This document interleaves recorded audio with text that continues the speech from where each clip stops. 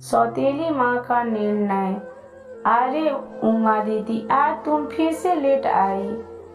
उमा, माफ करना मैडम जी, वे लिफ्ट में ना मेरी एक सहेली मिल गई थी, उससे बात करने में लेट हो गया। क्या उमा दीदी, तुम्हारे रोज कुछ न कुछ बहाना रहता है। मैंने तुम्हें बताया है ना कि मुझे ऑफिस के लिए लेट हो जाता है।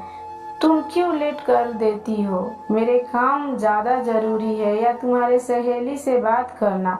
माफ करना मैडम जी, वह क्या है ना, मेरी सहेली कुछ परेशान थी और रो भी रही थी, इसलिए मुझे अकेले छोड़कर आना उसे सही नहीं लगा। अच्छा जी, अब आपकी सहेली को क्या हो गया जो रो रही थी? मैडम जी, बताने वाली बात तो नहीं है, लेकिन बताती हूँ।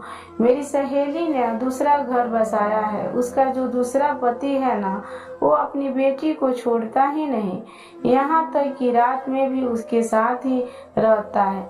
क्या मतलब है उसके साथ रहता है? उसका पिता है। अच्छी बात है, ध्यान रखना ही चाहिए बच्चों का। नहीं मैडम जी, आप मेरी बात नहीं समझ रही हैं। रात में साथ रहने का मतलब यह है कि बेटी सयानी हो रही है और माँ को घरों में काम करने के चक्कर में सुबह जल्दी उठकर भागना होता है और दोपहर घर पहुँचती है। शाम को 2-4 घर में और काम पकड़ रखा है। जब वे शाम को घर पहुँचती है तो पति की गाली गलौज, मार पीट ही सब होता है। नशे में धुत घर आता है और उसके साथ अपनी बेटी के साथ ही वह सोता है और न जाने अपने गंदे हाथ कहाँ कहाँ फेरता है। बेटी भी यूं ही कुछ 13-14 वर्ष की होगी। अब वह भी बड़ी हो रही है तो सब कुछ समझती है। वह कल अपनी माँ के गले लग रोने लगी। आप मेरी सौतेली माँ हो तो क्या मुझे प्यार नहीं करती? मेरी माँ होती तो शायद यह सब मेरे साथ न होता। अगर मुझे बेटी मानती हो तो मुझे अपने पास सुलाया करो, मुझे पापा के साथ नहीं सोना। माँ, मैं तेरे साथ सुबह उठकर काम पर भी चलूंगी, तेरे हर बात मानूंगी, बस मुझे पापा के पास नहीं जाना। अपनी बेटी की ऐसी बात सुन उमा की सहेली भी सुन हो गई। उसे खुद भी समझ नहीं आ रहा था कि वे क्या करें। उमा दीदी की यह बात सुन मेरे तो होश उड़ गए। मैं बैठ गई चेयर पर, कुछ समझ नहीं आ रहा था कि मैं उसे क्या बोलूं। उमा, क्या हुआ मैडम जी, आप ऐसे क्यों बैठ गई? कुछ नहीं, तुम जल्दी से काम निपटाओ, मुझे लेट हो जाएगा ऑफिस के लिए।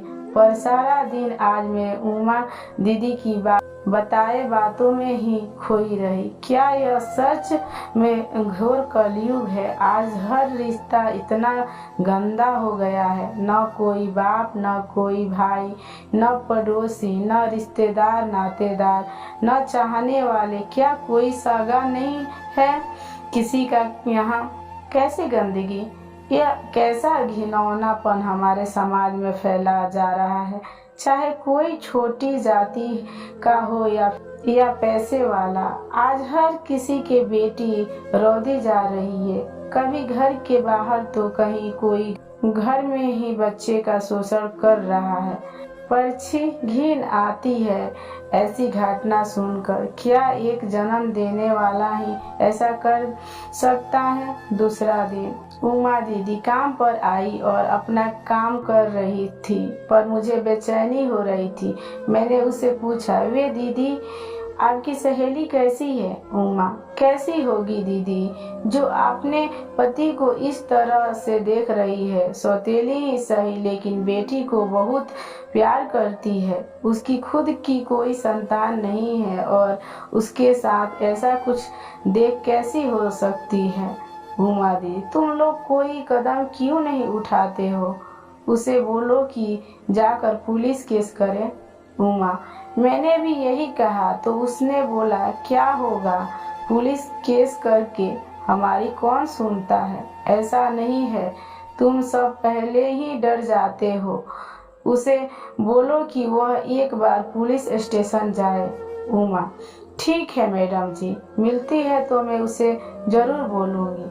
5वें दिन मैडम जी, मेरी वे सहेली जिसे मैं बता रही थी, आपकी बात कही। मैंने समझाने पर मान गई और पुलिस स्टेशन में जाकर रिपोर्ट लिखवा दी। रात ही उसके घर पुलिस आकर उसके पति को 4 लाठी भी मारी, साथ ही खींचकर पुलिस स्टेशन भी ले गए। आज उसकी बेटी के चेहरे पर जो खुशी दिख रही थी ना, सच बड़ा सुकून हो रहा था। पर सच में मैडम जी, कितना गंदा हमारा समाज हो गया है। हम भी किस पर भरोसा करें। उमा दीदी की बात सुनकर मुझे भी थोड़ा सुकून आया। चलो कुछ तो सही हुआ। शायद आज उमा की वे सहेली और उसकी बेटी चैन की नींद सोएगी। करीब 1.5-2 महीने बाद उमा दीदी ने फिर से खबर दी कि मैडम जी, मेरी वे सहेली अपनी बेटी को लेकर अपने गांव चली गई है। उसने कहा कि शायद मेरे और मेरी बेटी के लिए यही अच्छा है कि हम गांव में रहें। भले ही रूखा सूखा खाकर पेट भर लेंगे, लेकिन ऐसे इंसान के साथ जीवन बिताना सही नहीं, न मेरे लिए और न ही मेरी बेटी के लिए। मुझे ये तो नहीं पता कि क्या यह निर्णय सही है या नहीं, पर आज एक सौतेली माँ ने माँ के दिल से सोचा और अपनी बेटी के हित में निर्णय लिया। अपनी बेटी को लेकर उसके भविष्य को बचाते हुए इस काल से दूर हो जाना ही अच्छा है। हमारी वीडियो कैसी लगी कमेंट बॉक्स में बताएं और वीडियो को लाइक और चैनल को सब्सक्राइब करें। धन्यवाद। Thank you for watching.